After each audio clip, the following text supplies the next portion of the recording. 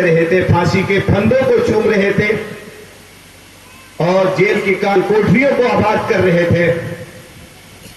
उस वक्त ये लोग जो आज देश के ऊपर काबिज हैं, ये लोग उस वक्त अंग्रेजों की कासा लेसी का काम कर रहे थे, उनके तलबे चाट रहे थे। ये आज आजादी की कीमत को क्या जाने।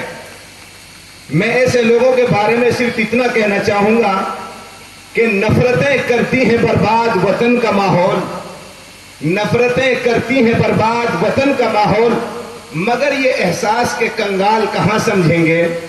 नफरतें करती हैं बर्बाद वतन का माहौल, मगर ये एहसास के कंगाल कहां समझेंगे। अरे कितनी मुश्किल से मिली थी आजादी हमको, मगर ये अंग्रेजों के दलाल कहां समझेंगे। इनके समझ में कहां आएगा। मेरे भाइयों, मेरी बहनों, ये लड़ाई सिर्फ इतनी छोटी लड़ाई नहीं है कि हम यहां आ गए बैठ करके कुछ बातें सुन ली। यहां से हमें जज्बा लेकर के, स्पिरिट लेकर के जाना है। और अभी एक ऐसा समाज जो बिखरा हुआ समाज है, जो एक प्लानिंग और मंसूबे के तहत जिसको बिखेर दिया गया है, उस समाज को मूल निवासी कॉन्सेप्ट की धारा से जोड़ना है और उन सबको जागरूक करना है।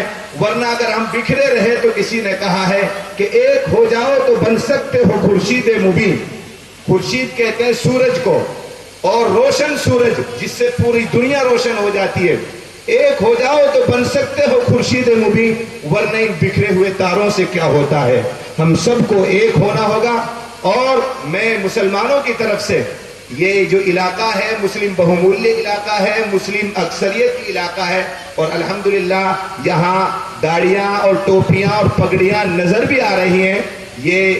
यही इस देश की खूबसूरती है। हमारे बड़ी तादाद में मुसलमान भी यहाँ जमा हैं। मैं मुसलमानों से खास तौर से अर्ज करना चाहूंगा कि आज जो जातिवाद जिसकी लड़ाई लड़ी जा रही है, मैं दुर्भाग्य की बात यह है, बदकिस्मती की बात यह है कि उसका कुछ हिस्सा ऐसे लोगों के पास भी आ गया है जिनके पास ऐसा मजहब है जिस मजहब के अंदर जात पात नाम की कोई गुंजाइश नहीं है।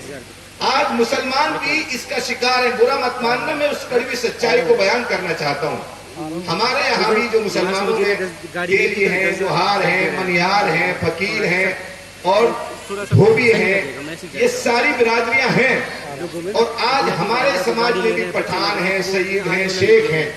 तो ये लोग भी जिस तरह ब्राह्मणों ने ब्राह्मणवाद का जो सिस्टम है, तबकाती निजाम है, वर्ण व्यवस्था है, आज उसका कुछ असर, मैं कुछ ही असर कहूंगा, ज्यादा तो नहीं है। इसलिए कि हम देखते हैं कि मस्जिदों में हमें ये बहुत बड़ा उदाहरण देखने को मिल जाता है कि हमारा इमाम आज भी, चाहे कुछ भी हम समझें, आज भी मस्जिद में हमारा इमाम वो होगा जिसके पास नॉलेज होगी, कुरान का ज्ञान होगा, दीन का इल्म होगा, चाहे वो मनिहार हो, चाहे लोहार हो, चाहे फकीर हो, चाहे कुरैशी हो, चाहे सक्का हो, चाहे तेली हो, चाहे मियाँ हो, चाहे धोबी हो, कोई भी हो।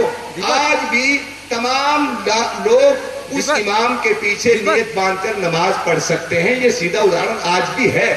लेकिन उसके बावजूद फिर भी कुछ कमियां हैं। आज हम मनिहार को ये देखेंगे, ये मनिहार है, ये तेली है, इसकी भी इस्लाम में इजाजत नहीं है।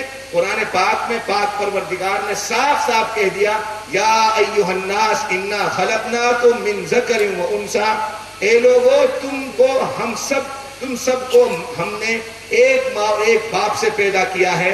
किसी को किसी पर जात की बुनियाद पर, नस्ल की बुनियाद पर गर्व करने की, फख्र करने की हरगिज इजाजत नहीं है। आदमी बड़ा बनता है, नस्ल की बुनियाद पर नहीं बनता कि मेरे बाप दादा सईद थे, मेरे बाप दादा पठान थे। नहीं, आप अपने कर्म और किरदार की बुनियाद पर ऊपर वाले के यहाँ मकाम पा सकते हो। तो बहरहाल इस्लाम के अंदर तो इसकी बिल्कुल कोई गुंजाइश नहीं है। और अब ये मुसलमानों को भी समझना चाहिए। और मैंने अल्हम्दुलिल्लाह इस चीज को बहुत करीब से देखा है। आज से 10 साल पहले, 15 साल पहले तक मैंने जिस परिवार में जन्म लिया, हम देखते थे हमारे